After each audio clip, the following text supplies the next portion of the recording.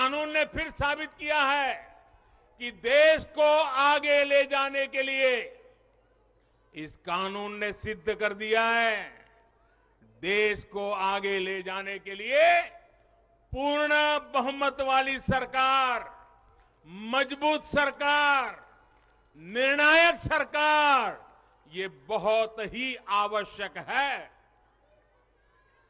मेरे परिवारजनों, मैं लगातार महिलाओं को आगे बढ़ाने की बात करता हूं, उनके विकास को केंद्र में रखकर नीतियों की बात करता हूं। ऐसा इसलिए क्योंकि मैंने महिलाओं के नेतृत्व को, उनके सामर्थ्य को, उनकी रिजल्ट देने की काबिलियत को देखा है। मैं वर्षों तक गुजरात में मुख्यमंत्री रहा। मेरे अपने अनुभव है कि जब मातृशक्ति को काम मिलता है तो कैसे परिणाम देती है।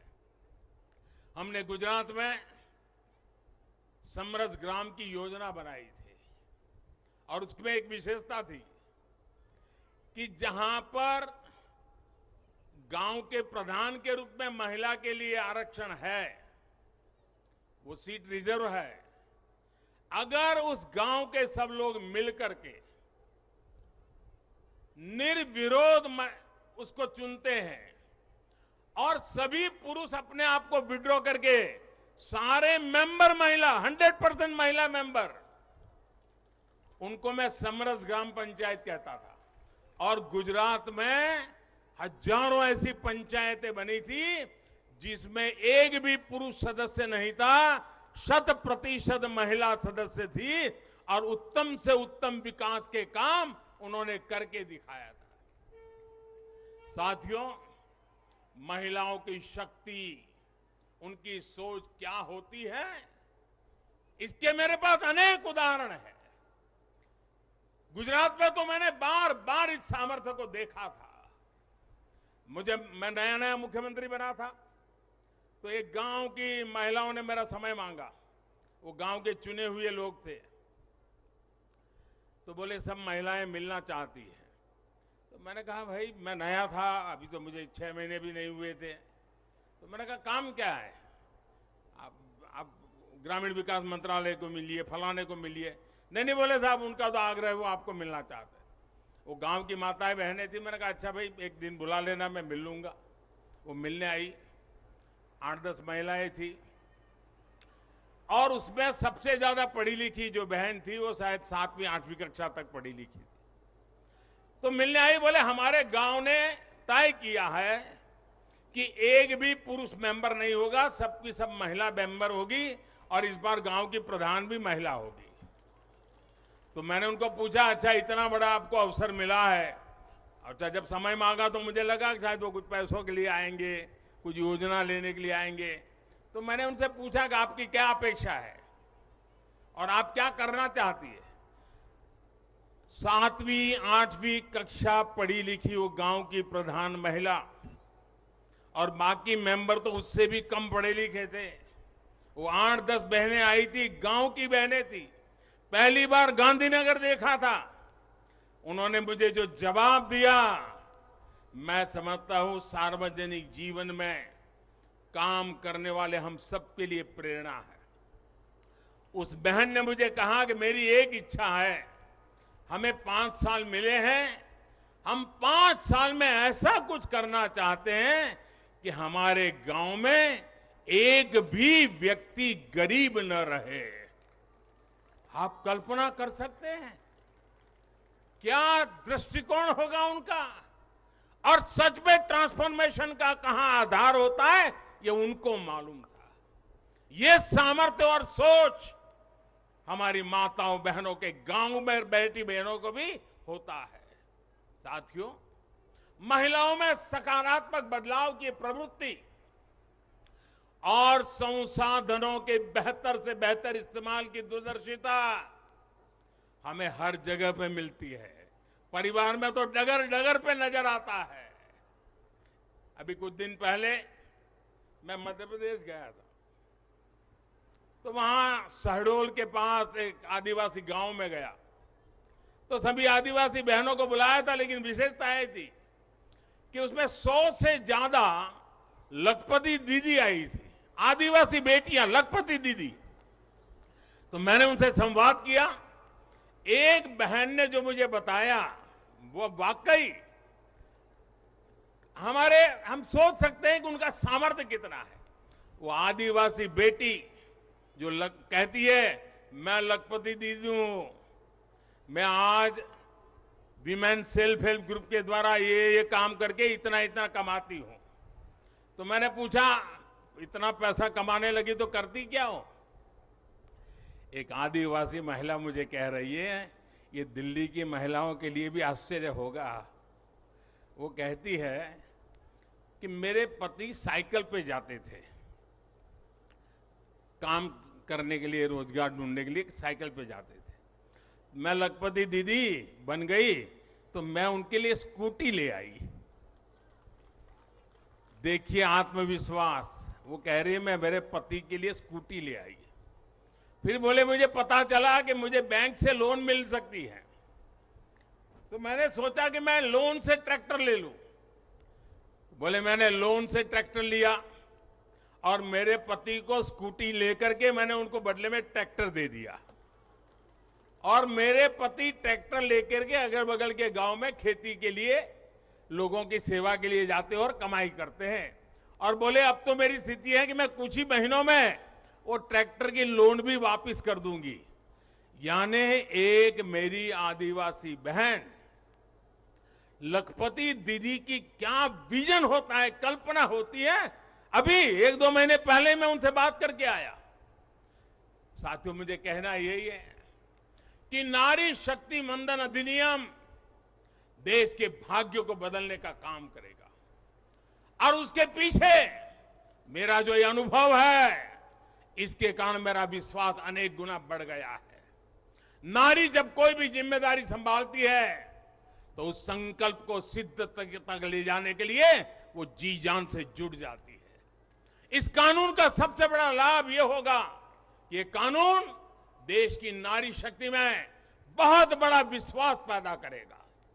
देश के लिए काम करने का जज्बा, भारत को आगे बढ़ाने की जो शक्ति है वो कई गुना बढ़ जाएगी। आप गुजरात के डेयरी उद्योग को मैं भली बात ही जानता हूं। ये अमूल वगैरह इतने बड़े बड़े नाम सुनते हैं ना, उसके मूल में सभी महिलाएं हैं जो पशुपालन का काम करती है, दूध के व्यापार का काम करती है। और आज डेयरी को अरबों खरबों का व्यापार उन्होंने बना दिया है। हम लोग लिज्जत पापड़ जानते हैं, आदिवासी महिलाओं ने शुरू किया हुआ प्रकल्प आज मल्टीनेशनल कंपनियों को टक्कर मारने वाला लिज्जत पापड़, ये हमारी नारी शक्ति का परिचय देता है। ऐसा हर राज्य में आपको मिलेगा। उनका ये जो कौशल है, सामर्थ्य है, जो भगवान ने उनको नैसर्गिक गुण दिया हुआ है, वे कभी भी खराब क्वालिटी को स्वीकार नहीं करते हैं। हो सके उतना अच्छा करना, अच्छे ढंग से करना, ये सामर्थ्य होता है। और ये शक्ति जब राष्ट्र निर्माण में सक्रिय होती है तब राष्ट्र कितना आगे बढ़ सकता है, इसका हम अंदाज लगा सकते हैं। महिलाओं के इसी कौशल का, उनकी लीडरशिप का उपयोग अब आने वाले दिनों में देश को होने वाला है। हमारी संसद में भी नारी शक्ति का महत्व दिखा है। सारे दलों को इस बिल का समर्थन करना पड़ा है। अब मान लीजिए यही लोग हैं जो पहले बिल फाड़ा करते थे, आज उनको बिल को समर्थन करना क्यों पड़ा? क्योंकि देश भर में पिछले 10 साल में महिला एक शक्ति बनकर के उभरी है। और हमने संसद में पहुंचने से पहले देश में सामर्थ्य जुटा दिया ताकि संसद में कोई हिल न पाए। इसका पूरा प्रबंध करके हम सदन में गए। ये आप ही के सामर्थ्य पर भरोसा करके मैं गया था, ये आप ही की शक्ति पे भरोसा करके मैं गया था। और आपकी शक्ति ने रंग दिखा दिया कि सभी राजनीतिक दलों को इस काम में जुड़ना पड़ा। मेरे परिवारजनों, आज परिवार से लेकर पंचायत तक, इकोनॉमी से लेकर एजुकेशन और एंटरप्रेन्योरशिप तक हमारी बहन बेटियां हर क्षेत्र में अभूतपूर्व काम कर रही है। भारत को चांद तक पहुंचाने में महिलाओं की बहुत बड़ी भूमिका रही है। आज हमारे स्टार्टअप्स हो, सेल्फ हेल्प ग्रुप्स हो या स्वच्छता जैसे सामाजिक अभियान हो, महिलाओं की भागीदारी और भूमिका देश की ताकत बन रही है। देश ने संकल्प लिया है कि जब हम आजादी के 100 वर्ष पूरे करें, तब तक हम भारत को विकसित बना करके ही रहेंगे, एक डेवलप कंट्री बना करके रहेंगे। इसमें देश की जो आज आधी आबादी है, उसकी सक्रिय भागीदारी और नेतृत्व के साथ सक्रिय भागीदारी, निर्णयों में बराबरी का हिस्सा, ये इस सपने को साकार करने का बहुत बड़ा फोर्स बनने वाला है। मेरे परिवारजनों, नया और आधुनिक संसद भवन और उसमें आधी आबादी का बढ़ता हुआ प्रतिनिधित्व, ये नई व्यवस्थाओं का सूत्रपात करेगा। मुझे विश्वास है कि देश की नारी शक्ति नई और स्वस्थ संसदीय परंपराओं का भी सृजन करेगी। और इसी विश्वास के साथ आप सब इतनी बड़ी तादाद में आकर के मुझे आशीर्वाद दिए।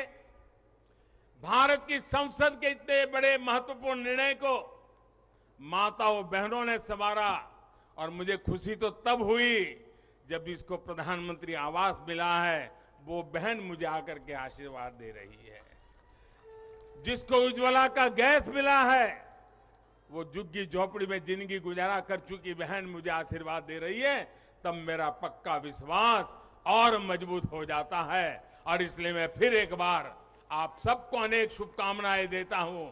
ये नारी शक्ति वंदन अधिनियम, उसको गांव गांव घर घर पहुंचाना हम सबका दायित्व है और इस सामर्थ्य को और तेजी से आगे बढ़ाएं, इसी एक अपेक्षा के साथ। और बाकी मेंबर तो उससे भी कम पढ़े लिखे थे। वो 8-10 बहनें आई थी, गांव की बहनें थी, पहली बार गांधीनगर देखा था। उन्होंने मुझे जो जवाब दिया, मैं समझता हूं सार्वजनिक जीवन में काम करने वाले हम सबके लिए प्रेरणा है। उस बहन ने मुझे कहा कि मेरी एक इच्छा है, हमें 5 साल मिले हैं, हम 5 साल में ऐसा कुछ करना चाहते हैं कि हमारे गांव में एक भी व्यक्ति गरीब न रहे। आप कल्पना कर सकते हैं क्या दृष्टिकोण होगा उनका? और सच में ट्रांसफॉर्मेशन का कहां आधार होता है, ये उनको मालूम था। ये सामर्थ्य और सोच हमारी माताओं बहनों के गांव में बैठी बहनों को भी होता है। साथियों, महिलाओं में सकारात्मक बदलाव की